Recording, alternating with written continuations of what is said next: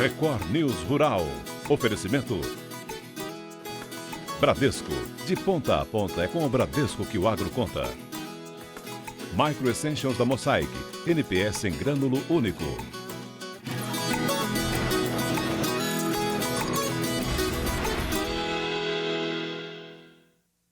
Oi, bom dia para você. O Record News Rural está no ar. A Polícia Ambiental de Goiás fiscaliza os rios do estado para proteger espécies ameaçadas de extinção. Neste caso, só é permitida a pesca esportiva. Para os peixes nativos, a pesca é permitida, mas o transporte do pescado só pode ser feito com a apresentação de nota fiscal. O Caio e a Brenda são donos dessa pousada em Aruanã. O lugar recebe turistas o ano inteiro. A gente já está com um fluxo bem grande na cidade há alguns dias, mas a segunda quinzena promete. Então, a expectativa é de receber aí 100% do pessoal aqui na pousada. Muitos turistas vêm em busca de pratos feitos com peixes da região, como esse filé preparado pelo Caio, que também é chefe de cozinha. Você pega o peixe, passa no ovo, depois vai para a farinha primeiro, empana bonitinho, volta para o ovo, bem molhadinho, e agora vai para a farinha panko, para finalizar. Depois disso eles já ficam desse jeito aqui que já está pronto, ó. E aí é só fritar. Os peixes usados nas porções vendidas aqui são comprados em peixarias credenciadas. Todos esses peixes a gente tem que seguir a legislação que nós compramos de pessoas com nota, que vendem os peixes para os restaurantes. Segundo a Polícia Militar Ambiental, existem várias espécies em extinção. Nesse caso, a pesca deve ser esportiva. Primeiramente, o pescador, para fazer a pesca esportiva, necessita primordialmente da licença de pesca, que é emitida por um órgão oficial do Estado. Depois, as espécies mais comuns da nossa bacia, como o piau, o mandubé, o barbado, o mandi, entre outras, de acordo com a sua especificação de medida e peso, podem ser consumidos às margens dos rios, nos ranchos, nos acampamentos. Já o tambaqui pode ser consumido ou levado pelos pescadores. A espécie é invasora do rio Araguaia. Peixes como piau, mandubé, barbado e caxara podem ser consumidos às margens do rio. A gente não pode usar nenhum apetrecho de pesca que não selecione o pescado. Então a pesca é com varas e anzóis, redes, tarrafas, espinhéis, todo tipo de material de pesca predatória proibido na pesca esportiva. Como os peixes da região não podem ser transportados, os consumidores vêm então até as peixarias a escolha de peixes como esse, o tucunaré. Esse aqui, comprado na peixaria, pode ser transportado, mas é preciso ter a nota fiscal. Se você comprar um peixe de pesqueira, ainda que você compre aqui na região do Araguaia e desloque para Goiânia com esse pescado, é importante que você leve a nota fiscal para comprovar que não é um pescado do rio, e sim de criatório. O Cleiton é dono dessa peixaria em Aruanã. Durante a temporada, as vendas aumentam. A gente vende aqui acima dos 500 quilos de peixe nessa época, e o resto do ano em média de 150 quilos mensal, né? Então a demanda é bem maior. O pessoal gosta muito de pintado, em questão dos peixes, né? Pintado, pirarucu e caranha, vende bastante. Para evitar crimes, a polícia tem feito fiscalizações constantes nos mais de 400 quilômetros de extensão do rio Araguaia. Nós estamos, em média, com 8 equipes náuticas todos os dias fazendo a cobertura desses acampamentos e das praias ao longo do rio Araguaia. Nós já fizemos apreensões de cerca de 100 quilos de pescado irregularmente, com carne de caça também. Então, a gente tem feito um trabalho intensivo.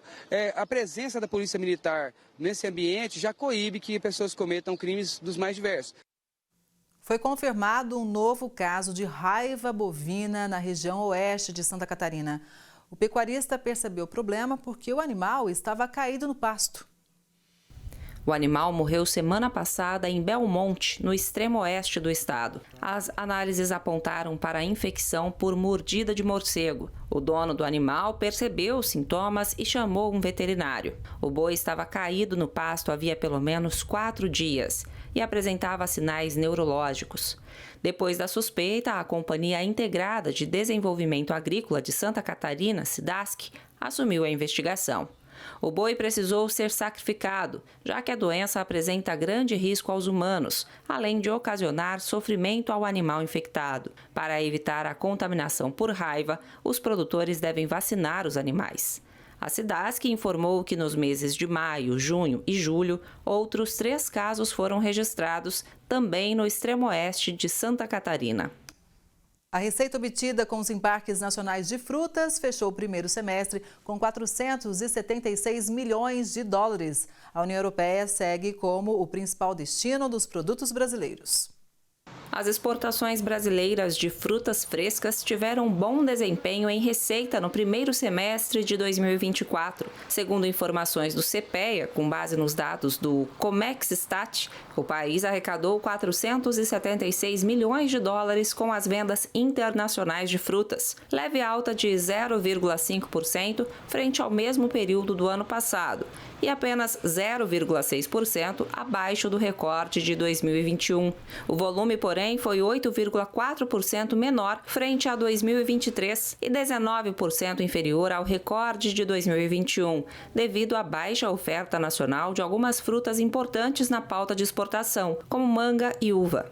É importante lembrar, porém, que muitas das principais frutas exportadas pelo Brasil terão o pico de embarques no segundo semestre, como manga, uva, melão e melancia. E desta forma é esperado que a maior parte da receita e do volume com as vendas externas ocorra na segunda metade do ano. Segundo a Abrafrutas, a fruticultura representa 16% da indústria agrícola brasileira e em 2023 as exportações de frutas frescas ultrapassaram $1 bilhão, o maior valor da história. A União Europeia seguiu como principal destino, mas os produtos brasileiros ganharam reconhecimento não apenas no bloco, mas também nos Estados Unidos, reforçando o potencial competitivo do país no mercado internacional. O queijo de leite de cabra, produzido por um casal do Lago Oeste, em Brasília, ganhou 2 medalhas de ouro no Campeonato Internacional de Queijos Artesanais, realizado em Minas Gerais. O torneio é considerado o maior das Américas. Ainda neste ano, a produção deles venceu o 3º Mundial de Queijos, que aconteceu em São Paulo. Começamos o nosso dia a caminho da propriedade, localizada no Lago Oeste, a cerca de 20 quilômetros da área central de Brasília. Não demorou muito para chegarmos na Cabríssima Queijaria Artesanal, uma fazenda 100% dedicada à produção de queijo de cabra. O cenário parece uma cena de filme, um sonho que demorou para ser concretizado, mas que superou as expectativas do casal, o Aurelino e a Giovana, baianos funcionários públicos que se conheceram em Brasília, se aposentaram e encontraram na produção rural uma paz em meio ao caos. Tudo começou com um presente de grego que eu dei para ela. No dia de aniversário de casamento, há alguns anos atrás, eu comprei 2 cabras e dei de presente, a Glória e a Vitória. Foram as 2 primeiras cabras que a gente criou. Tudo começou lá em 2017, quando os dois se encantaram pela alegria das cabras. E realmente, felicidade não falta por aqui. É um animal que favorece, que é um animal que interage com a gente, que é alegre, que brinca, que pula, que traz alegria e, além de tudo isso, é produtivo. Produz um alimento, um leite de altíssima qualidade. A paixão pelas cabras e pela vida rural se tornou um estilo de vida. Em 2019, o casal começou a produzir e comercializar queijos de altíssima qualidade. Os frescos e meia-cura são os destaques. Por aqui também são vendidos vários produtos artesanais, produzidos cuidadosamente com leite de cabra. Temos o leite pasteurizado, fazemos os pães de queijo de leite de cabra, ambrosia com leite de cabra, né? Então a gente tem uma gama de produtos que dá para fazer um cardápio bem variado, né, na família. Este ano, Cabríssima ganhou medalha de ouro no 3º Mundial do Queijo do Brasil, que aconteceu em São Paulo. Eles também participaram do concurso internacional de queijos artesanais da Expo Queijo Brasil e saíram com mais 2 medalhas de ouro. É uma sensação única, só estando lá para a gente entender a importância, porque a gente sentir que ganhou o concurso e a gente está concorrendo com outros países, né? Então é emocionante, a gente fica gratificante porque a gente vê que o nosso trabalho está sendo reconhecido. A gente tem um reconhecimento, já o feedback direto das pessoas, dos nossos clientes que vêm aqui nos visitar no turismo rural. É muito bom. Mas quando a gente vê esse resultado por jurados, pessoas especializadas que conhecem de queijo, né? E a gente ganhar 2 ouros, um no Alpino, outro no Busan Alauí de Chimichurri, isso reforça, dá mais gás para a gente continuar no processo de melhoria do nosso produto. O concurso internacional da Expo Queijo Brasil foi realizado em Minas Gerais no mês passado. E não é qualquer coisa, não. Estão sendo considerados como o concurso das Américas, porque são só queijos certificados e todas as regiões participaram, tanto como jurados, como no concurso, como também distribuindo seu queijo para uma população de 45 mil visitantes. Então nós tivemos um recorde em todos os setores da Expo Queijo em 2024. Ao todo, foram inscritos 1.100 queijos no concurso, que contou com a participação de produtores de 15 países diferentes e praticamente todos os estados do Brasil. E o Distrito Federal se destacou. A gente ficou muito feliz que eles estavam dentre os 1.100 queijos, entre as 42 categorias, estavam conosco dentro do fórum, estavam conosco na área gastronômica, nos estandes. Então isso foi muito importante, muito relevante nessa 4ª edição da Expo Queijo Brasil. E não podemos encerrar esta reportagem sem falar dos incontáveis benefícios dos queijos de cabra. Um alimento altamente digestível, rico em minerais e vitamina A, excelente fonte de proteínas e cálcio, e indicado para todas as idades. As exportações de suco de laranja encerraram a safra 2023-2024 com a maior receita da série histórica, totalizando 2,5 bilhões de dólares. O número representa a alta de mais de 21% em relação à safra anterior. Apesar desse aumento, o Record News Rural também tem mostrado os desafios do setor com o clima e doenças no campo. Quem chega para dar um panorama para a gente é o Ibiapaba Neto, que é diretor executivo da Citrus BR. Bom dia, seja muito bem-vindo ao Record News Rural. Bom dia, Kelly. É um prazer estar com vocês aqui. Prazer o nosso também. Ibiapaba, eu começo perguntando sobre esse aumento expressivo, né? Mais de 21%. Vários setores, com certeza, contribuíram para isso. Quais são eles? Bem, vamos lá. A gente vive um momento bastante interessante na cadeia do suco de laranja, na qual a gente passa por 5 safras consecutivas de restrição de oferta. O clima ele tem trazido impactos bastante importantes na produção e, com isso, a oferta de fruta e, portanto, a oferta de suco, elas têm se tornado mais restritas, mais difíceis. E, com isso, os preços se valorizaram no mercado internacional e aí a gente chegou a esse recorde de faturamento. Só para deixar todo mundo no mesmo pé, esses problemas de clima, os desafios, não são só aqui no Brasil. Isso acontece também em países players, por isso também que tem toda essa valorização no mercado internacional, né? Sim, não tenha dúvida. O Brasil ele é o principal fornecedor mundial de suco de laranja. Depois vem a Flórida, que passa por problemas também, mas no caso da Flórida, o caso mais grave é do greening, que é uma doença que afeta os laranjais quase na totalidade da Flórida, que tem crescido ainda aqui no Brasil. Mas, no nosso caso, o que tem realmente causado impacto na safra é o clima. E por isso a gente espera que, pelo menos na safra 25, 26, as coisas melhorem um pouco. Porque agora, esta safra, a 23, 24, a gente já sabe que é a safra 24, 25, ela já é uma safra pequena, aliás, é a menor aí em 34 anos da série histórica, e isso certamente contribui para que esses preços se mantenham sustentados no mercado internacional. A Europa continua sendo o principal mercado para o suco brasileiro, Ibiapaba? Sim, exatamente. A Europa e Estados Unidos continuam como os principais mercados, principais destinos do suco de laranja brasileiro. E esse é um ponto importante para a gente atentar.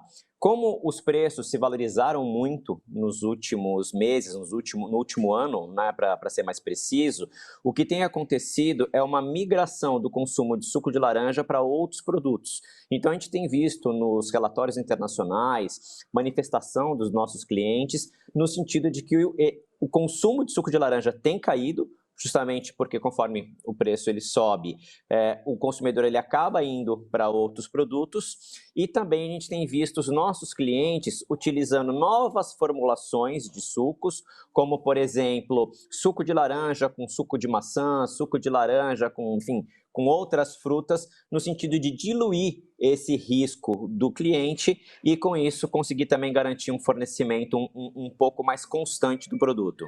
Por isso que a Citrus BR já faz até um alerta para essa tendência de queda de consumo, né? Exatamente, Kelly. Esse é um problema que a gente tem que ficar atento. Este não é um problema que ele é exatamente novo, a gente já tratou disso algumas vezes. O que acontece é que durante a pandemia, houve um aumento no consumo de suco de laranja nos principais mercados, por dois motivos. Primeiro, pela questão da imunidade, o suco de laranja é um ótimo produto para a saúde, e segundo, pela questão das pessoas estarem mais em casa e com isso consumir os seus produtos favoritos. E aí o suco de laranja entra muito bem posicionado no café da manhã. Com o fim da pandemia e com o aumento de preços do produto na gôndola para o consumidor, isso fez com que os consumidores passassem a procurar outros produtos. Então fica o alerta, porque hoje a oferta ela ainda está menor do que a demanda, ou seja, a gente tem mais demanda do que oferta de suco de laranja. Mas em algum momento esses dois podem se encontrar, porque conforme a demanda vai caindo, em algum momento ela pode encontrar com a oferta. Queria a sua análise também sobre um gigante, né? Um país que é o grande comprador, o principal comprador de várias culturas aqui, de vários produtos agrícolas brasileiros. Estou falando da China, Ibiapaba. Como é que está a nossa relação comercial em relação ao suco de laranja com esse país? Bem, a China é um player importante também, ela tem ano a ano aumentado suas compras do Brasil. Eles têm sim uma política interna de produzir laranja, de produzir suco de laranja, mas as questões geográficas, questões de clima, disponibilidade de água, fazem com que seja difícil com que a China se torne aí um grande competidor internacional. Mas dentro do mercado deles ali, enfim, na produção própria, eles aumentaram bastante a sua produção nos últimos anos. Mas ainda assim, tudo na China é superlativo. Então, eles também têm aumentado as importações brasileiras. Eles já estão responsáveis por mais ou menos 8% dos embarques brasileiros, do total que a gente vende, 8% vai para a China. E só para a gente ter uma ideia, 10 anos atrás, eles não chegavam nem a 3%. Então, eu acredito que conforme a renda na China vai aumentando, o consumo de suco de laranja também. E a gente hoje, que enquanto país, temos buscado outros mercados, novas parcerias. Eu pergunto porque pode ser estratégico no momento em que tem alerta que pode haver uma queda no consumo, novas parcerias, novos mercados. O mercado de suco de laranja, ele é muito concentrado em países de renda mais elevada. Então, inclusive, isso é bastante descrito na literatura econômica, que certos produtos, conforme a população ela vai ascendendo em renda, ela passa a consumir mais. Suco de laranja, ele é um desses produtos. Então, a gente tem na Europa e nos Estados Unidos os principais mercados, isso deve continuar a acontecer nos próximos anos, e a China ela acaba sendo esta possível grande novidade sempre, porque é uma população que cresce. Em alguns anos a classe média chinesa ela vai alcançar cerca de 700 milhões de pessoas, isso é equivalente à população da Europa, só para a gente ter uma ideia, e os hábitos vão se ocidentalizando. Ainda não aconteceu do suco de laranja ele entrar definitivamente na dieta do chinês, mas aos poucos, conforme eles vão pegando esses hábitos mais ocidentais, eles vão aumentando o consumo. Existem outros países também na Ásia que poderiam consumir mais suco de laranja, mas aí entram questões, por exemplo, de hábitos de consumo, diluição de produto, entre outras coisas. Então, no momento, o que a gente espera é vender bem para os mercados que a gente já vende, e ampliar o que for possível dentro da China e, claro, e outros países que a gente possa também aumentar um pouco essa disponibilidade de suco. E ter orgulho também desse setor. Eu acho que é sempre marcante aquela frase, né? A cada 5 copos de suco de laranja produzidos, né? 3 são aqui no Brasil, saem aqui das nossas culturas, enfim. E acho que é muito importante a gente valorizar, até porque 74% das vendas globais do suco, nós somos responsáveis por 74%. São números muito expressivos, né? É verdade. E é interessante que a gente vinha falando de China, né? A China, a laranja, ela é chinesa. E é interessante que, mesmo sendo chinesa, a laranja encontrou no Brasil a sua melhor residência. Então, quando a gente fala realmente de produção de laranja, principalmente esta laranja orientada para a indústria de suco, que é diferente do que se faz no resto do mundo, que é mais voltado para mercado de mesa, como acontece na Europa, por exemplo, na Califórnia, nos Estados Unidos, o Brasil ele é realmente o grande país apto para esta produção e a gente espera que isso aconteça. Tem o desafio do greening, ele é importante, mas aos poucos a gente vai aprendendo a lidar com essa doença. Novas áreas estão aparecendo ao longo de Minas Gerais, Mato Grosso do Sul, até Goiás mesmo, e esse cinturão citrícola vai se ampliando aí Brasil afora e a gente espera que essa indústria continue com a liderança durante muitos anos ainda. Ah, com certeza. A gente está aqui torcendo para isso sempre. Já que você citou a questão do cinturão, principalmente em Minas Gerais e São Paulo. Principalmente Minas Gerais e São Paulo. São dois... nessas regiões, a gente tem ali uma área de 347 municípios, dos quais a gente tem praticamente 90% da produção de suco de laranja da nossa região. Então, realmente é uma região muito grande. Minas está ampliando, agora nós temos investimentos novos também ali para a região do Mato Grosso do Sul, também áreas importantes sendo modificadas para citros, né, sendo orientadas para a produção de citros para a produção de suco. E a gente vê também alguns experimentos aparecendo ali em Goiás, mais próximo ali de Minas Gerais, e essa deve ser a tendência para os próximos anos. Bacana, a gente vai seguir acompanhando de perto, viu, Biapaba? Agora, a gente falou agora há pouco alguns números sobre suco de laranja. Agora, em relação à produção global, o Brasil representa 37%, também é um índice grande. Você citou agora há pouco também sobre os Estados Unidos, que enfrentam problemas com o greening, né? Considerada a pior doença da citricultura, tem que erradicar o pé, não tem jeito. Agora, hoje, quais são os nossos maiores concorrentes mundo afora? Continuam sendo os Estados Unidos? Os Estados Unidos são a principal pedra no sapato, se é que pode dizer isso? Não, a coisa mudou bastante, viu, Kelly? Assim, a gente tem visto movimentos interessantes, por exemplo, um produtor que tem se destacado no cenário internacional é o Egito. A gente acho que nunca falou disso aqui, né? O Egito já é o segundo maior fornecedor de suco de laranja para a Europa. Esse é um movimento que eles têm investido bastante, e o que é interessante é que esses momentos que o mercado atravessa agora, em que a gente vê o produto valorizado, ele também acaba viabilizando concorrentes. Isso é interessante, porque você nota o seguinte, a competitividade, a eficiência do produto brasileiro, ela é muito grande, ela é muito maior do que dos concorrentes na média.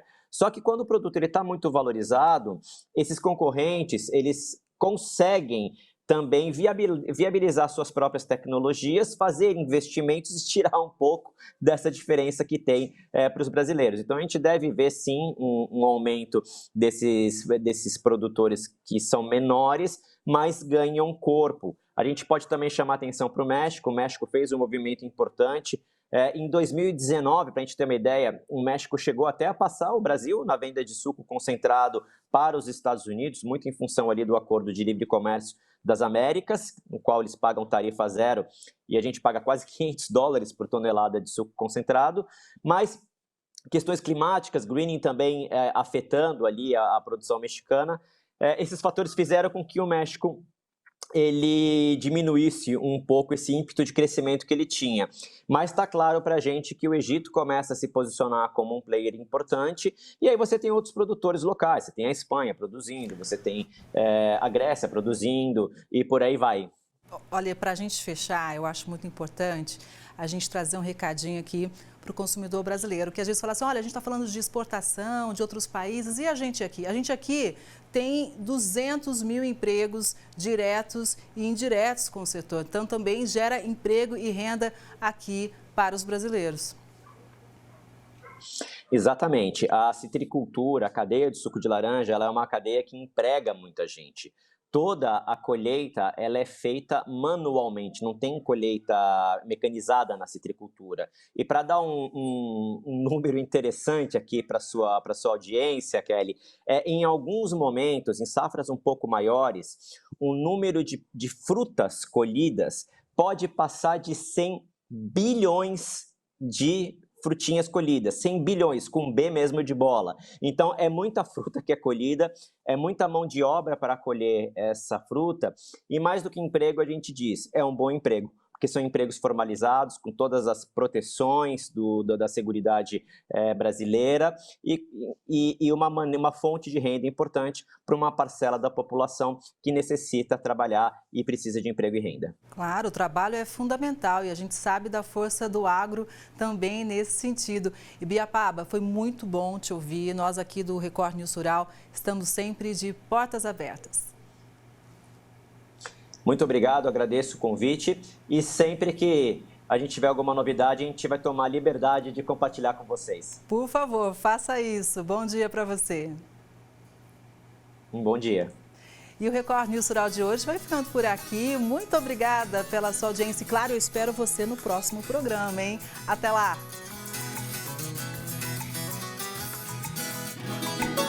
Record News Rural. Oferecimento Bradesco. De ponta a ponta é com o Bradesco que o agro conta. Micro Essentials da Mosaic. NPS em grânulo único.